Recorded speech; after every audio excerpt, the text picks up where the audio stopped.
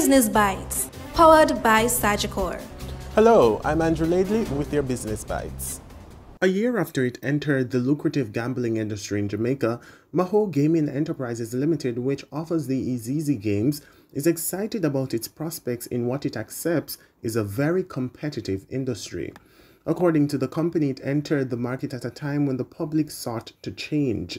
The company also noted that the novel coronavirus pandemic impacted its operation in much the same way as all other businesses nationwide and on a global scale. The company also said going into its second year, it aims to provide the safest and most secure, innovative space that will enhance the gaming experience for all. The Fair Trading Commission, FTC, is making public its grave concerns regarding the operations of nursing homes in Jamaica, citing a litany of unfair practices at these institutions.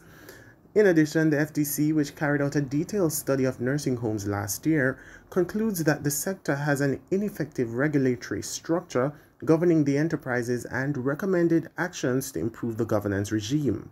The FTC study examined issues in the nursing home sector that may affect its efficient functioning, such as availability and access to information, contract or agreement terms, and scope for consumer redress. And those are your Business Bites. I'm Andrew Laidley. Business Bites, powered by Sagicor.